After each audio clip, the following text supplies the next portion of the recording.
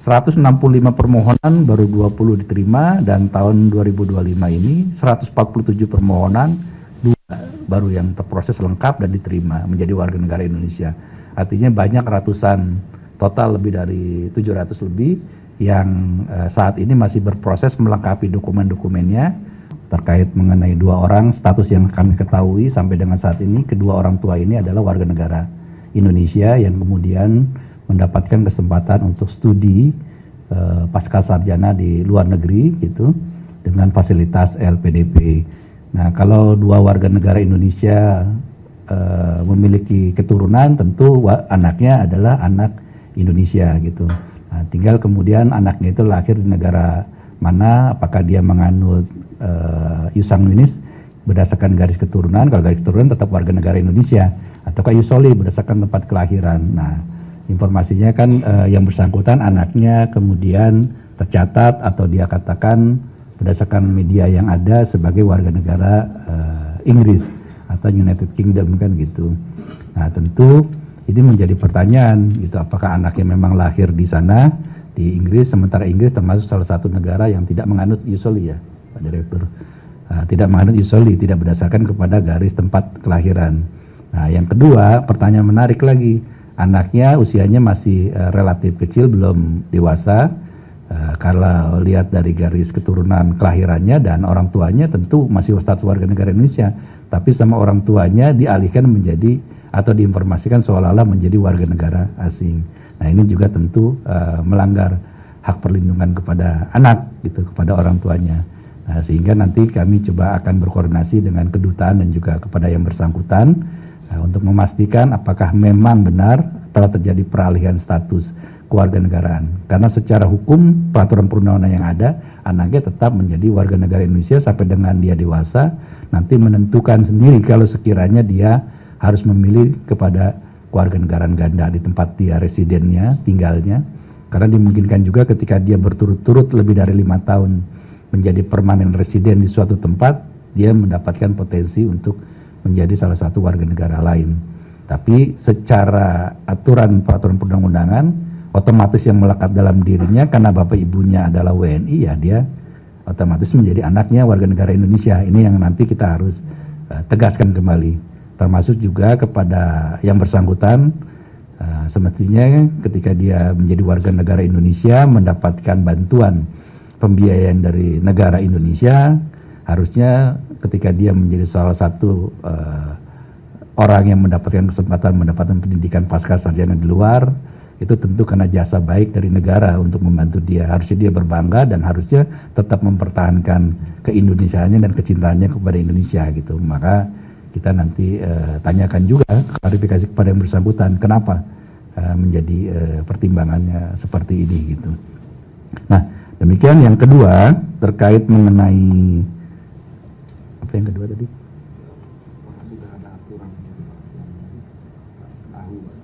Ya, aku termasuk salah satu dari Unit Keeselon 1 yang mendapatkan kewenangan sesuai dengan Undang-Undang Kewarganegaraan, khususnya Direktorat Tata Negara, untuk mengurusi status kewarganegaraan. Apakah hanya AHU saja? Tidak, sesuai dengan Undang-Undang Kewarganegaraan yang ada.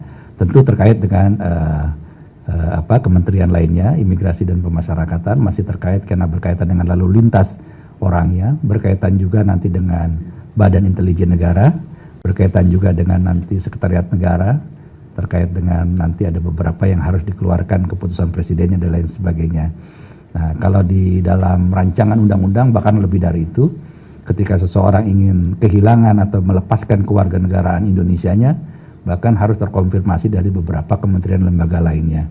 Karena jangan sampai nanti ketika yang bersangkutan kehilangan status sementara dia masih memiliki kewajiban terhadap negara kesatuan Republik Indonesia. Jadi ini bagian dari politik hukum kita untuk mengatur bagaimana kewarganegaraan kita tidak mudah menjadi warga negara Indonesia, tapi juga tidak mudah untuk melepaskan diri menjadi warga negara Indonesia. Itulah yang ada dalam aturan kita. Nah, kemudian Bapak Ibu sekalian, terkait mengenai beberapa permohonan jumlah, ya antara lain kami sampaikan sebagai berikut. Ya, pertama Ada beberapa permohonan kewarganegaraan terkait dengan pasal 8 dari Undang-Undang Kewarganegaraan. Jadi proses permohonan biasa ini reguler. Itu di tahun 2020 ada 37 permohonan, 29 diterima. Kemudian tahun 2021 ada 63 permohonan, 61 diterima menjadi warga negara Indonesia. Tahun 2022 63 menjadi 63. Tahun 2023 69 orang permohonan, 66 diterima, jadi 3 yang tidak diterima. Tapi yang menarik di tahun 2024 ke sini 165 permohonan baru 20 diterima, dan tahun 2025 ini 147 permohonan, 2 baru yang terproses lengkap dan diterima menjadi warga negara Indonesia. Artinya banyak ratusan, total lebih dari 700 lebih yang saat ini masih berproses melengkapi dokumen-dokumennya untuk menjadi warga negara Indonesia. Demikian ketatnya, demikian selektifnya dari kita, tidak mudah untuk menjadi seorang warga negara Indonesia. Nah, sebaliknya ada beberapa laporan juga terkait mengenai permohonan ini anak-anak ABG. ABG tapi untuk apa? Iya. Jadi ada beberapa aspirasi dari masyarakat ya, yang anak-anaknya dari perkawinan campuran, ada lebih kurang 714 orang yang mengajukan permohonan ya, itu perkawinan campuran yang bapak ibunya salah satunya berstatus warga negara Indonesia dan salah satunya adalah warga negara asing. Nah, ini anak-anaknya banyak. Sekarang sedang berproses, ada 714, ada yang masih dalam data-datanya masih kurang, ada yang berproses ke BIN, ke Seknek, gitu. Bahkan ada berapa 200-an yang sudah selesai juga sedang berproses ke tempat lain.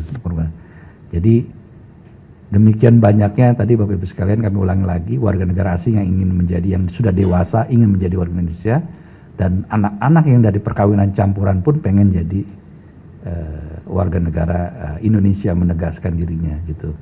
Nah, adapun juga termasuk diantaranya warga negara Indonesia yang karena pengalaman studi di luar negeri atau bekerja di luar negeri ya, tidak ada status perkawinan campuran, tapi karena anaknya numpang lahir, ibaratnya numpang lahir bahasa sederhananya, kebetulan dia bekerja atau studi di luar negeri, ya tentu kemudian juga nanti bagi negara-negara itu yang menganut asas ius soli, kebetulan negaranya tempat lahir, maka dia juga nanti anaknya akan memilih dan menentukan.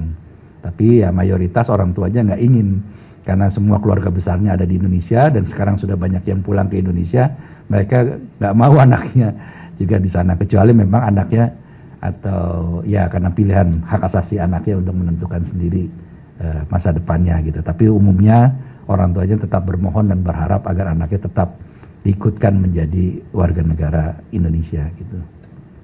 Ada lagi mereka? Oh, ya. Ya.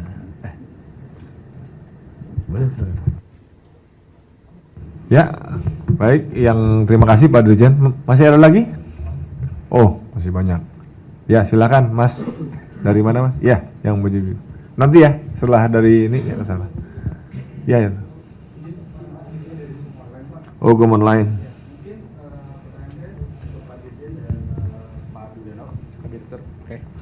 Izin Pak, mungkin pertanyaan saya agak menyambung seperti tadi, tapi diskursus publiknya mungkin lebih kayak dia menganalogikan adalah biar saya saja yang WNI, anak saya tidak gitu kan, dan mengindikasikan ada krisis kepercayaan terhadap skema kewarganegaraan di Indonesia gitu. Nah, dalam revisi RUU Kewarganegaraan sendiri, Ditjen AHU akan melakukan evaluasi nggak Pak, khususnya terhadap di pasal 4 dan pasal 41 gitu Pak, guna mengeliminasi hambatan administratif gitu, yang justru mendorong anak-anak yang baik lahir di kewarganegaraan campuran atau yang di luar negeri untuk memilih menjadi warga negara asing gitu, dan kehilangan kepastian hukumnya di Indonesia, seperti itu. Ya, baik. Saja, satu lagi Pak. Yang di depan. Baik, perkenalkan saya Adfar dari Detikom. Izin penegasannya Pak Dirjen, berarti dari pihak yang bersangkutan, baik orang tuanya dalam hal ini terutama, berarti dia belum memberikan segala bentuk konfirmasi baik ke Ditjen AHU ataupun imigrasi, dan Ditjen Kemenkum yang lain, berarti dia belum memberikan konfirmasi ya, dan apakah dari Kemenkum sendiri sudah menghubungi yang bersangkutan begitu Pak? Pak Dirjen silakan. Dua. Pertama, memang di dalam RUU Kewarganegaraan ya diatur dan tadi seperti saya sampaikan draft yang ada sekarang ini lebih selektif lagi. Jadi ke orang yang menjadi warga negara Indonesia dan juga orang kehilangan kewarganegaraan Indonesia akan semakin diperketat gitu. Bahkan harus banyak izin dan persetujuan dari kementerian lembaga lainnya. Selain juga konfirmasi dari negara tersebut gitu ya. Karena bisa saja warga negara asing ingin menjadi warga negara Indonesia, itu juga menjadi salah satu pertimbangan yang belum tentu positif. Bisa jadi karena mungkin mau melarikan diri dan lain sebagainya, makanya kita butuh clearance dari negara tersebut melalui kedutaan besarnya, apakah memang yang bersangkutan sedang bermasalah hukum atau tidak. Nah, terus kemudian di dalam tentu kita akan lebih mengetatkan koordinasi dan komunikasi dengan kementerian lembaga lainnya gitu. Kalau selama ini baru IMIPAS, baru BIN, baru Seknek dan lain sebagainya, khusus kasus tertentu dengan APH dan lain sebagainya, tapi tentu nanti di dalam RUU Kewarganegaraan yang baru lebih dari itu.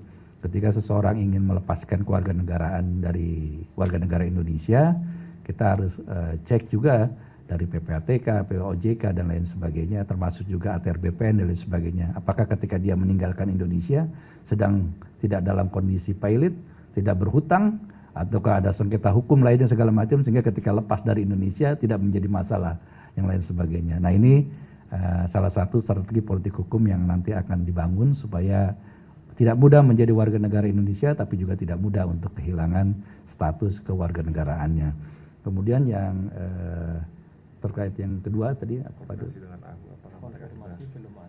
Ya, sampai dengan saat ini belum ada komunikasi dan koordinasi dengan Kementerian Hukum yang khususnya dari Direktorat Jenderal AHU, tapi nanti kami mungkin secara aktif komunikasi dengan Kemlu dan Kedubes terkait mengenai status yang bersangkutan.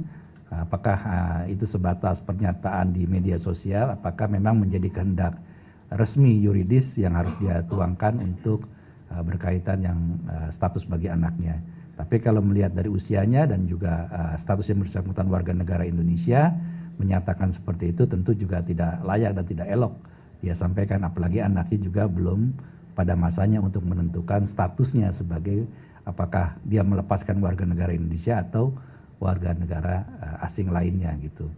Jadi ini tentu tidak menjadi pembelajaran bagi kita semua, apalagi Undang-Undang Perlindungan Anak tidak boleh memaksakan segala sesuatu kepada hak atas anaknya gitu. Berarti kan orang tua terlalu mengintervensi kepada anaknya. Ini pembelajaran kita semua.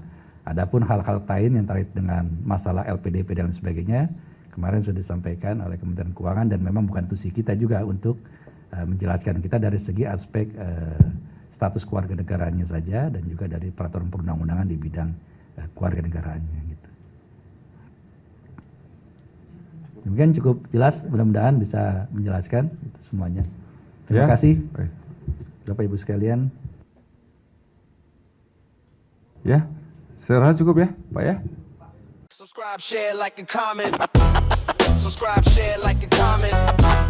Subscribe, share, like, and comment. Subscribe, share, like, and comment. Subscribe, share, like, and comment.